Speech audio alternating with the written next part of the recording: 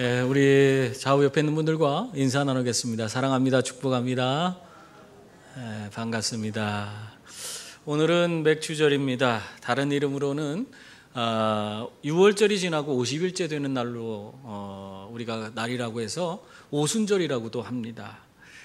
바로 이 날에 맥추절에는 그동안 수고해서 거두어는 첫 곡식을 하나님께 드리는 그런 절기고, 또 오순절이라고 하면은 성령이 마가의 다락방에서 정말 열심히 기도하던 그 제자들에게 임한 그런 날이라고 할 수 있습니다.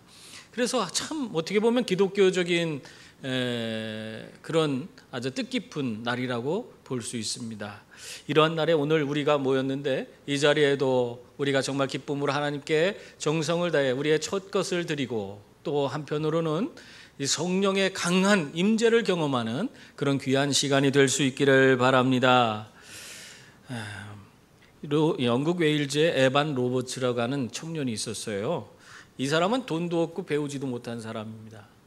그런데 하나님을 향한 그런 신실한 믿음은 있었어요. 그래서 열심히 교회 학교 교사로 봉사하고 있었는데, 어느 날 한 집회에 가서 참여하게 됐는데, 그 집회에서 성령에 관한 나를 굴복하게 하소서란 제목으로 설교를 듣게 됐습니다. 그 말씀을 듣는 순간 이 사람이 큰 은혜를 받았어요. 자기는 정말 배운 것도 없고 돈도 없기 때문에 아무 쓸모가 없는 사람이라고 생각했는데, 하나님 앞에서도 제대로 쓰임받을 수 없다고 그렇게 생각했는데, 나를 굴복하게 하소서라는 제목의 그 성령에 관한 얘기를 듣다 보니까, 성령이 임재하면은 우리의 모든 삶을 새롭게 만들어 주신다. 성령께서 우리의 내 모든 것을 다 이끌어 주시고 인도해 주시면은 정말 아무것도 없고 능력 없는 사람도 귀하게 쓰임 받을 수 있다 하는 그 확신을 갖게 된 것입니다. 그래서 이 에반이요, 그렇게 큰 은혜를 받고 돌아와서 자신의 체험을 사람들에게 막 전했어요. 그런 다음에 영국 땅의 부흥을 위해서 우리 함께 기도할 기도 동역자들 우리 함께 한번 모여보자 해갖고는 열심히 사람들에게 권면하고 사람들을 모았습니다. 그래서 17명을 모았어요. 그래서 이 사람들이 매일 모여서 영국의 복음화를 위해서, 또 정말 그 수많은 영혼들이 굳게 돌아오는 그것을 꿈을 꾸면서 자신들의 삶을 성령님께 복종하면서 열심히 정말 기도했습니다. 이들이 이렇게 뜨겁게 기도했을 때 놀라운 일이 벌어졌어요. 이 사람들이 웨일즈 지역에 있던 사람들인데, 웨일즈 지역에 10만 명이나 되는 불신자들이 하나님을 믿게 되는 역사가 나타났습니다. 그리고 이 놀라운 부흥은 우리가 지금 알고 있는 그런 영적 대각성 운동이라고 하는 게 있어요. 이것이 영국에서 시작돼서 미국으로 건너가고, 미국에서 한국으로 들어와서 한국에도 그런 대각성 운동, 영적 대부흥이, 평양 대부흥 운동 이런 것이 있었잖아요. 이런 부흥의 운동, 이 운동의 시작이 바로 이 청년들의 그런 기도 모임에서 시작되었다, 이렇게 이야기를 하고 있습니다. 결국 이러한 놀라운 미국과 한국 또 영국에서 있었던 이 놀라운 부흥이 이 영국 시골의 20대 청년들이 성령님께 자신을 드리면서 열심히 기도할 때 그런 엄청난 역사가 일어났던 것입니다.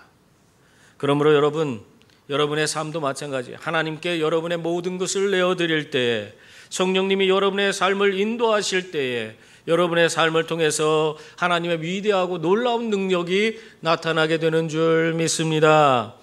이러한 성령의 능력을 우리들도 덧입고, 이 에반 로버츠처럼 내 수준이 아닌, 우리가 예수님 믿고 살아갈 때에 내 수준에서만 그냥 평생을 사는 그런 자들이 있지만, 우리는 하나님께 내 자신을 온전히 다 맡기고 성령으로 충만해서 성령의 능력 가운데서 내 수준이 아닌 하나님 크기의 일들을 감당해 나가는 그런 놀라운 부흥의 주역이 다 될 수 있기를 바랍니다.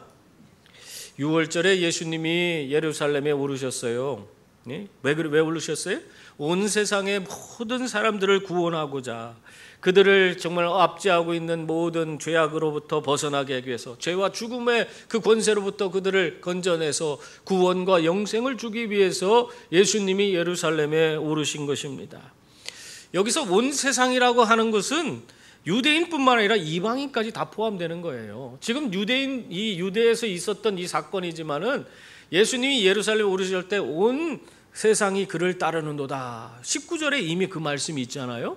그처럼 온 세상이라는 것은 이 유대인들만이 아니라 이방인까지 다 포함해서 예수 그리스도의 그 놀라운 구원의 은혜가 그들에게 주어질 것이다 하는 것을 우리에게 말씀하고 있는 것입니다. 여러분, 오늘 그 증거로 오늘 말씀 20절, 21절 말씀 보세요. 거기 보면 이렇게 기록하고 있습니다. 명절에 예배하러 올라온 사람 중에 헬라인 묘치 있는데 그들이 갈릴리 베세다 사람 빌립에게 가서 청하여 이르되 선생이여 우리가 예수를 배웠고자 하나이다 하니 이렇게 말하고 있어요. 지금 이 말을 통해서 우리에게 보여주고자 하는 말씀이 무엇입니까? 유대인들만 예수님을 보고자 하는 것이 아니라 여기 보면 헬라인까지도 예수님을 만나 뵙고 그 예수님의 은혜 가운데서 구원과 영생을 얻고자 한다 하는 사실을 보여주고 있는 것입니다. 여러분, 이렇게 예수님은 그 한정된 그런 예루살렘 그 지역에만 영향을 끼친 것이 아니라 정말 전 세계적으로 수많은 사람들에게 선한 영향을 끼치고 세상의 모든 사람을 구원하고자 이 땅에 오신 것입니다.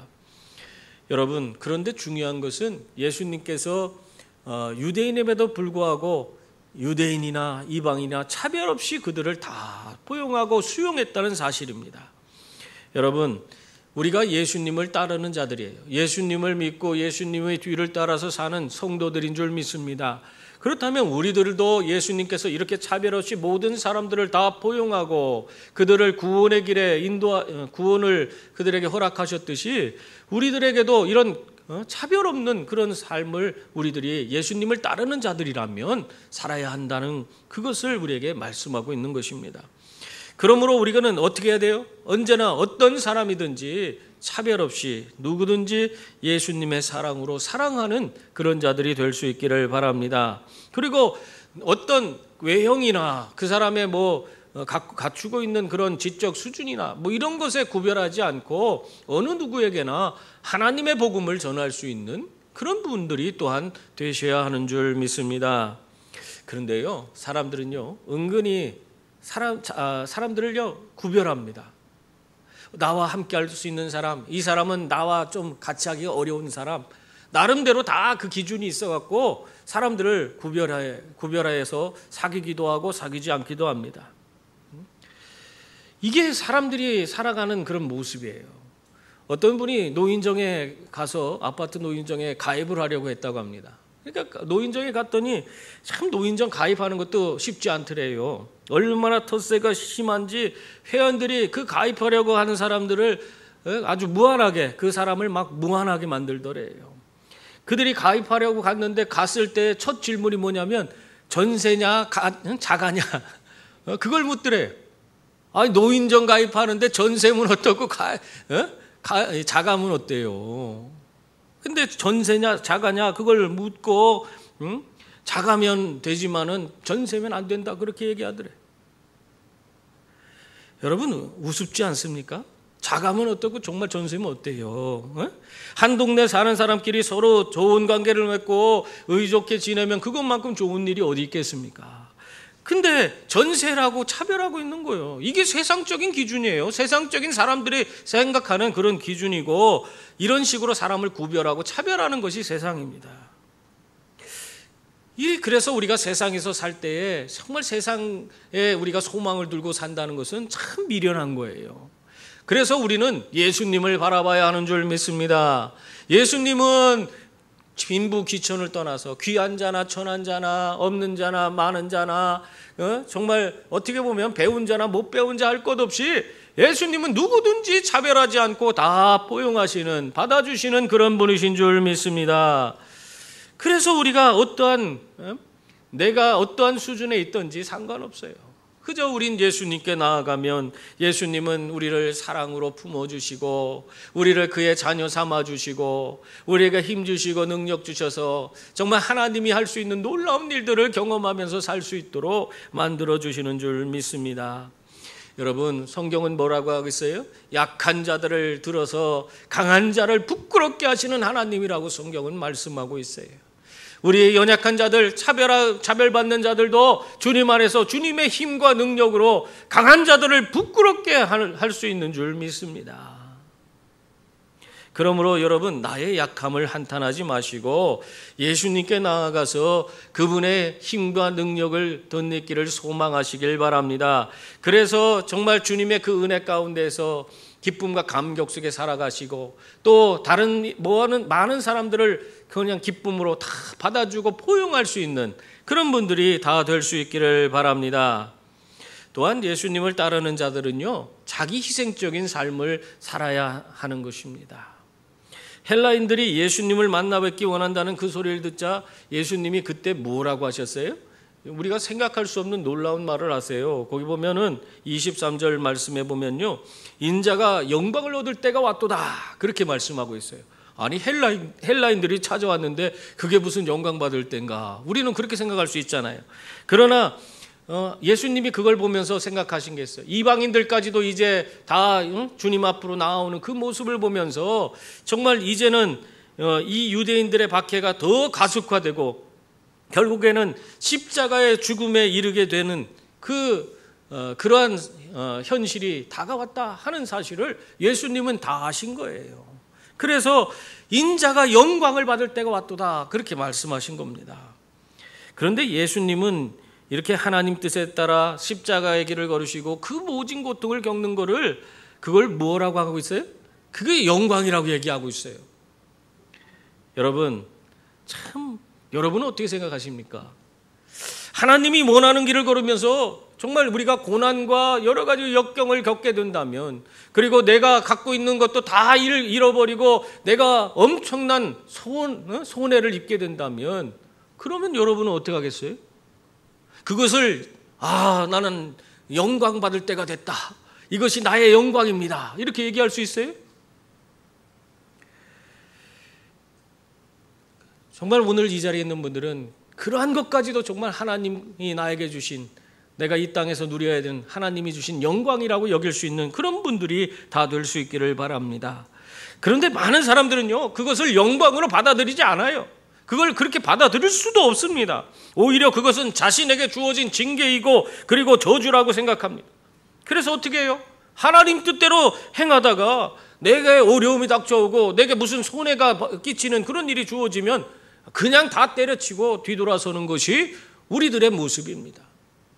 예수님처럼 그렇게 갈 수가 없어요. 이것이 내 영광이라고 얘기하면서 우리가 받아들이지 못하고 그냥 뒤돌아서는 것이 우리들의 모습이에요. 근데 그렇지 않은 분들도 많이 있었어요. 일제치하에서 신사참배를 거부하던 그 분들 중에 우리가 잘 아는 주기철 목사님이란 분이 계시죠. 이 주 목사님은 정말 대단하신 분이죠. 이분이 예배를 드리고 있는데 이미 교인 중에 한 사람이 일본 순사가 목사님을 잡으러 온다는 소문을 들었어요. 그래갖고는 와서 목사님 빨리 예배드리고 뭐고 다 그만두시고 빨리 몸을 피하세요, 그렇게 얘기를 했어요. 그런데도 이 주기철 목사님은 아랑곳하지 않고 그냥 계속 예배를 진행하면서 설교 중에 이렇게 얘기했습니다. 뭐라고 했냐면, 잘 들어보세요. 주님을 위하여 오는 고난을 내가 피하였다가 이 다음 무슨 낯으로 주님을 대하겠습니까? 주님을 위하여 당하는 수욕을 내가 피하였다가 이 다음 주님이 너는 내 이름으로 평안과 즐거움과 영광을 다 받아 누리고 고난의 자는 어찌하고 왔느냐고 물으시면 내 무슨 말로 대답하겠습니까? 주님을 위하다 오는 십자가를 내가 지금 피했다가 이 다음 주님이 너는 내가 준 유일한 유산인 고난의 십자가를 어찌하고 왔느냐고 물으시면 내 무슨 말로 대답하겠습니까? 그렇게 설교하셨다는 거예요. 그리고 들이닥친 순사들에게 잡혀가서 모진 고문을 당하다가 순교하셨습니다. 여러분, 정말 이 주 목사님은 예수님처럼 하나님 뜻대로 자기에게 주어진 그 고난을 자신의 영광으로 받아들이고 있었던 거예요. 그러면서 그 모든 것을 견디고 이겨내서 결국에는 순교자의 반열에 들게 되었던 것입니다. 여러분, 이것이 예수 믿는 사람들의 삶이 되어야 하는 줄 믿습니다. 이 모습이 바로 우리의 모습이 되길 바랍니다. 오늘 24절 말씀을 보면 예수님은 자신이 걸어야 할 십자가 길을 생각하면서 이 제자들에게 이렇게 말씀하셨어요. 24절 보세요. 우리 함께 읽어볼까요? 내가 진실로 진실로 너희에게 이르노니 한 알의 밀이 땅에 떨어져 죽지 아니하면 한 알 그대로 있고 죽으면 많은 열매를 맺느니라. 아멘. 이 말이 무슨 얘기예요? 예수님이 자기가 생각할 때 한 알의 밀이 땅에 떨어져 죽을 때 많은 결실이 맺듯이 내가 이 땅에서 죽어야지 이 땅에는 수많은 영혼들이 구원받고 영생하도 천국 간다는 거예요. 그래서 자기의 목숨을 아낌없이 내어주겠다는 것입니다. 여러분, 이러한 자기 희생적인 삶, 정말 이것이 그런 삶을 산다는 것이 쉽습니까? 정말 어떻게 보면은 이렇게 자기 희생적인 삶을 사는 것은 예수님이니까 하는 거예요. 예수님이기 때문에 다른 사람을 위해서 아끼지 않고 자기의 목숨을 내어줄 수 있는 그런 놀라운 사랑을 보여줄 수 있는 거 아니겠습니까? 우리들은 세상에서 대부분 어떻게 살아갑니까? 조금만 손해보는 것만 해도 우리가 손해보려고 하는 사람이 어디 있어요? 손해보지 않으려고 그냥 손해보려고 하면 그냥 냅다 그냥 다 집어치고 얼른 그 자리를 피하는 것이 우리들 아닙니까? 소금도 손해보기를 싫어해요. 그런데 어떻게 우리들이 남을 위해 희생할 수 있는 그런 삶을 살아갈 수 있겠습니까? 예수님을 따르는 자는 남을 위해 희생해야 돼요. 희생의 삶을 살아야 됩니다. 그런 삶은 우리가 손해보지 않으려는 이런 마음을 갖고 있는 우리들의 모습을 통해서 본다면 거의 불가능한 삶이라고 할 수 있습니다. 그런데도 예수님은 지금 그러한 길을 예수님 자신도 갈 뿐만 아니라 예수님을 따르는 자들도 가야 한다고 말씀하고 있습니다. 여러분, 우리는 예수님을 따릅니까? 따르지 않습니까? 따르는 자들이에요. 예수님이 희생하는, 자신의 목숨까지 내어주는 희생의 삶을 살아가시면서 그 길을 우리들도 따라오라고 말씀하고 있습니다. 어떻게 보면 말도 안 되는 길이에요. 목숨까지 내어주는 길이에요. 이 불가능한 길, 우리들은 도저히 감당할 수 없는 길을 우리에게 따라오라고 말씀하고 있어요. 여러분, 이 길은 예수님만이 갈 수 있는 길입니다. 근데 그 길을 우리도 가야 한다고 말씀하고 있어요. 이 말씀을 하시면서 예수님께서 25절에 한마디 더 하시죠. 뭐라고 합니까? 자기의 생명을 사랑하는 자는 잃어버릴 것이요 이 세상에서 자기의 생명을 미워하는 자는 영생하도록 보존하리라. 그렇게 말씀하셨어요. 한마디로 세상에서 가장 귀한 자신의 생명을 보존하려고 애쓰는 사람은 결국 그 육적인 생명과 함께 죽을 것이지만 오히려 세상에서 가장 귀한 자신의 생명조차도 주와 복음을 위해 내어주는 자는 결국 잃는 것이 아니라 영원한 생명을 얻게 된다. 그렇게 말하고 있는 거예요. 그러니까 이 역설적인 진리를 제자들에게 얘기하는 거예요. 너희들이 지금 죽을 것 같지만, 죽는 것 같지만 그것이 죽는 길이 아니라는 거예요. 그것이 영생의 길이라는 것이에요. 그러므로 이 역설적인 진리를 깨닫고 살려고 하지 말고 주를 따르며 죽는 길에 함께 동참하라는 것입니다. 여러분, 참 어려운 그런 요구를 우리에게 하세요. 그래서 예수님이 이러한 길을 따르기 위해서 우리에게 알려주는 게 있습니다. 우리가 정말 예수님의 뒤를 쫓아서 희생적인 이러한 삶을 살 수 있는 비결은 뭐냐? 자기 십자가를 지고 자기를 부인하고 자기 십자가를 지고 따르는 겁니다. 그러니까 이를 위해서 우리가 자기 부인이라는, 나를 부인하는 그런 삶을 먼저 살지 아니하면 우리는 예수님을 따라서 이런 희생적인 삶의 자리로 나아갈 수 없다는 것입니다.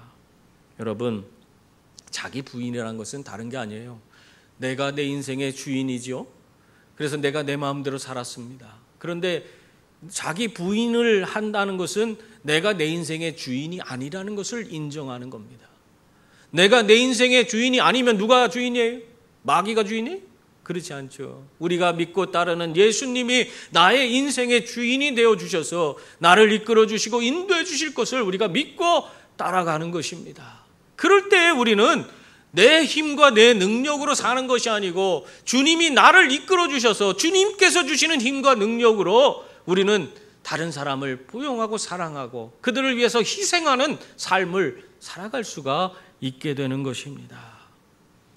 이게 우리가 자기 부인을 통해서 자기 희생적인 삶을 우리는 살아갈 수가 있습니다. 그것이 예수님을 우리가 따라갈 수 있는 비결입니다. 그럴 때 우리를 통해서 하나님은 30배, 60배, 100배의 놀라운 결실을 이루고 그 안에서 진정한 기쁨과 감격을 누리며 살 수 있도록 만들어주시는 줄 믿습니다. 그리고 또한 예수님을 따르는 자는요, 주님이 계신 곳에 함께 있어야 합니다. 이것이 매우 중요해요. 오늘 26절 말씀 보세요. 우리 함께 읽어보겠습니다. 사람이 나를 섬기려면 나를 따르라. 나 있는 곳에 나를 섬기는 자도 거기 있으리니 사람이 나를 섬기면 내 아버지께서 그를 귀히 여기시리라. 그렇게 말씀했습니다. 여러분, 예수님이 계신 곳이 그곳이 우리가 함께 하는 곳이 되어야 한다는 거예요. 그것이 바로 예수님을 따르는 것이고 예수님을 섬기는 것이라고 말씀하고 있습니다. 근데 많은 사람들은요, 예수님 계신 곳이 자기에게 유익이 되고 자기 이름을 높이고 자기를 드러내는 그런 곳이라면 기쁨으로 거기에 동참하지만은 예수님 계신 곳이 힘들고 어려운 고통의 길이고 그 길이 정말 어떻게 보면 자신에게 많은 고난이 닥치는 그런 길이라고 한다면 그곳에 같이 함께 하려고 하는 사람은 없다는 것입니다. 그래서 참 어떻게 보면 예수님과 함께 하는 것이 곧 예수님을 섬기는 것이라고 하는데 예수님을 따르기 위해서는 정말 우리가 예수님과 함께 해야 되는데 그게 참으로 힘들고 어려운 것입니다. 여러분, 우리가 예수님을 따르는 자들이라면 우리가 어디까지 함께 해야 됩니까? 성경은 우리에게 뭘 얘기해요? 우리가 물속이나 불속에 있을지라도 사망의 음침한 골짜기에 있을지라도 주님과 함께하면 거기서 우리가 구원을 받을 수 있다 얘기하잖아요. 우리가 물속에도 주님과 함께하고 불속에도 주님과 함께 들어갈 수 있어야 된다는 거예요. 그리고 사망의 음침한 골짜기로 우리도 과감히 발걸음을 내딛고 살 수 있는 그런 자들이 되어야 한다는 것입니다. 그럴 때 하나님은 우리를 통해서 정말 놀라운 일을 이루어 가시는 겁니다. 예수님을 따르는 자들의 삶에 아름다운 열매가 맺히게 해주세요.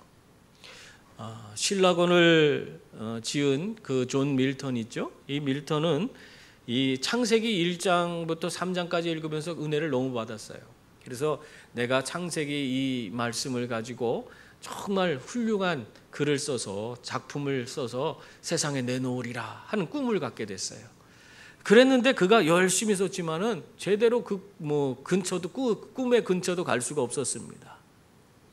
그러던 어느 날 성년이 되어서 정치범으로 갑자기 잡혀가서 감옥에 갇히게 됩니다. 어떻게 보면 감옥에 갇히면은 참 비참한 거 아니에요?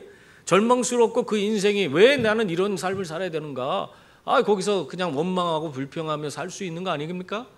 그런데 이 밀턴은요, 거기에서 하나님을 만나게 됩니다.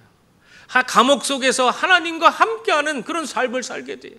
그러면서 거기서 하나님을 깊이 있게 묵상하면서 거기서 글을 쓰게 되는데요. 그것이 얼마나 기뻤던지 사람들에게 그걸 자랑합니다. 그래서 사람들이 뭐라고 했냐면 감옥이야말로 내 꿈을 이룰 수 있는 최선의 장소입니다 하면서 사람들에게 편지를 쓰고 막 오는 사람마다 그렇게 이야기를 했다는 거예요. 왜 감옥이 그가 글을 쓸 수 있는 최선의 장소가 됐습니까? 하나님이 함께 했기 때문에. 감옥 비참한 곳이죠.